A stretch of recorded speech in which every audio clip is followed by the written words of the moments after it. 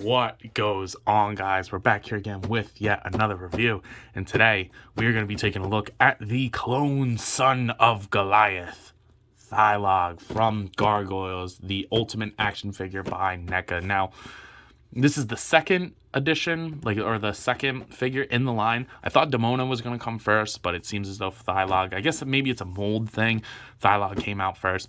I'm getting either or, so it doesn't really matter to me. But I found this at my local comic book store, Phantom Comics. Go check them out. They are fantastic. The guy, Greg, he is awesome. He gets everything super early. And I was able to find this this along with a bunch of other awesome stuff. Definitely go check them out if you're in the New Hope, New Jersey or Pennsylvania area. On the side, you get the original picture that they showed off of Thailog, looking awesome. You get the figure, all the accessories in there. On the side, you get a product image of the Thailog figure. On the back, you get a read up.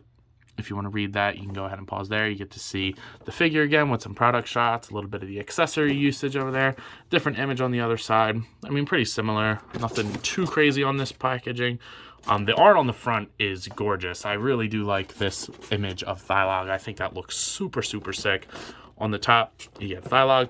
And then this is hitting targets as well, so there's the barcode if you were interested in that. But I believe that's all I got for the packaging, and honestly, this thing keeps knocking down my review station because the box is so big.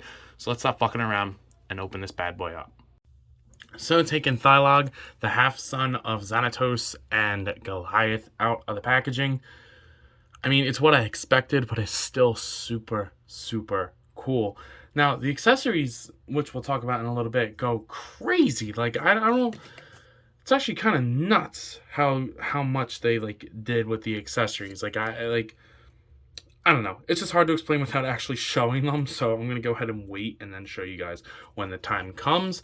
But taking a look at Thailog here now, it's gonna be a little bit difficult because, as it is with the Goliath figure, the wings and the tail tend to get in the way a little bit. So you're gonna hear knocks. You're gonna get a little bit of a shaky camera because the wings are gonna be hitting the lights. But you know, we make do. Taking a look at this head sculpt here, which is different from regular Goliath. Now, you get the smiling head sculpt. I didn't realize that the pupils were in there, but he does have pupils in there. And that looks really, really good. I mean, Thailog is a genius, and he has the strength of Goliath. So, you know, he's going to be, menacing. He's a menace to society kind of thing.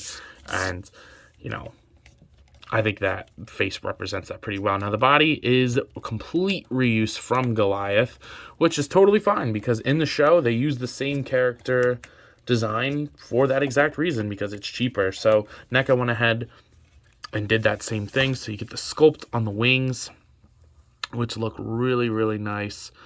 They're in this dark purplish blue. Again, trying to just spin it around without knocking everything over. You get a great metallic finish on the back of the wings, which looks really nice. Thailog has white hair, unlike his father or half-father who has black hair. So you get that beautiful blue wash paint in there. Let me see if I can spin this around. You get that beautiful blue paint in there, which is executed greatly. You do get the body, which is painted nice as well. Neca goes good with the shading and things like that. So instead of a darker blue, they just kind of went with black for the shading in the body. The muscle tone looks really nice.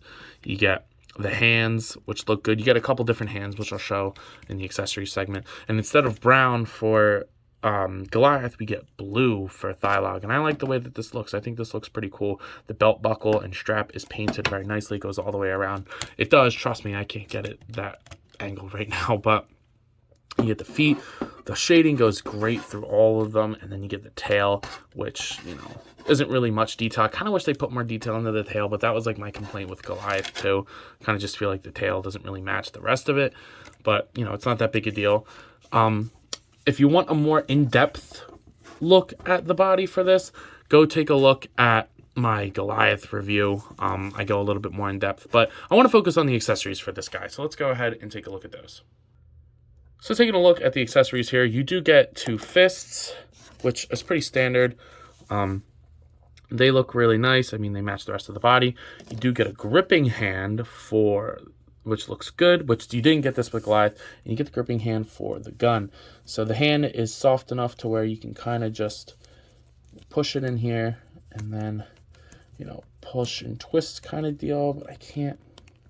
It's hard to do over camera as well, but it does go in good. Get that up across the finger there, and that'll look fine once you get it in correctly. Now, the gun itself looks nice. You get 2 colors of gray in it. You get that gunmetal gray, light gunmetal gray, and then like black in there, which looks nice. You get the briefcase from the intro episode to Goliath or Thailog with all the money in it. It's like $1 million. The keys to the locks that they chained up. Goliath, Xanatos, the Doctor, and what's her face? I forget her name, but the money looks really good. You get the straps on there. There's a lot of paint in there, which is really cool. The keys are painted silver, and it does close and clip very nicely. And you can put this also into the grip hand. I tend to just kind of put the 2 fingers in there because the fingers are kind of big and chunky. So maybe just the 1 finger just to get it in there for him to hold it. But it looks good enough. Elisa. I don't know why I couldn't remember her name. But yeah, looks really, really cool. But then you get this huge ass blast accessory. And this is wild.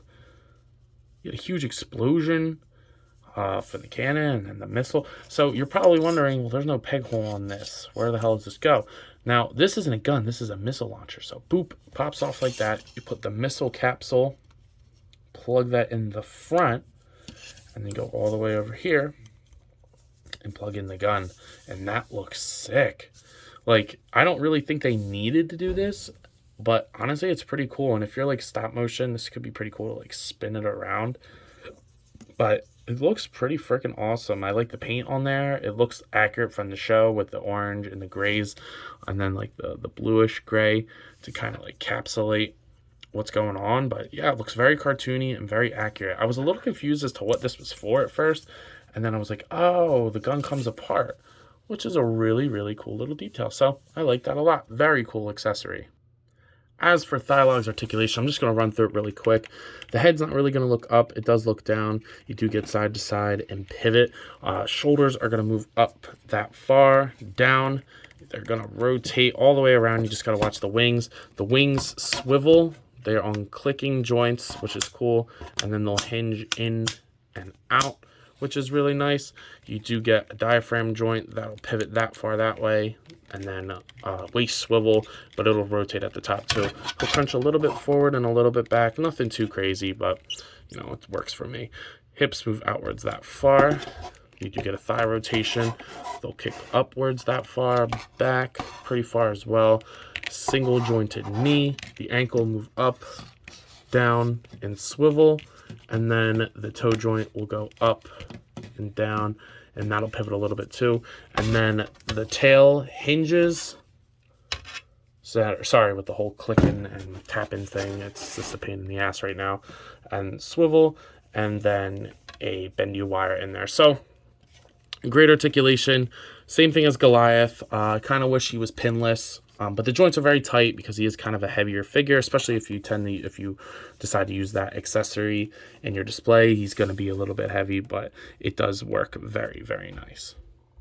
So the only comparison that we can do right now, and the only comparison that honestly I think makes sense, is to put him next to his daddy-o Goliath. Now, this is kind of going to be a little bit difficult because both of them are huge, but we'll put Thailog in the front. But here he is next to his half-dad. You know, like I said, same mold, so they're the same size.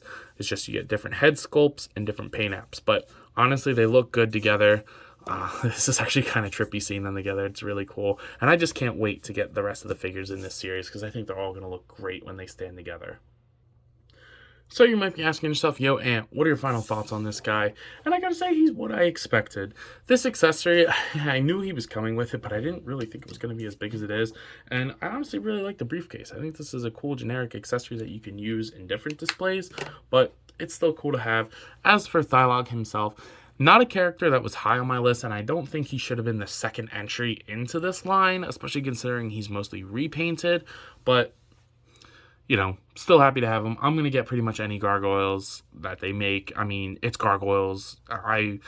Even as a younger viewer of Gargoyles, I've been waiting a little bit for these, and I'm happy that they decided to go ahead and make them. So you can make the boat scene with the oil, you know, this is good for that. So if you got cool display options, he's really good for that. But with that being said, if I was to give this guy a rating, I'd probably go ahead and give him an 8.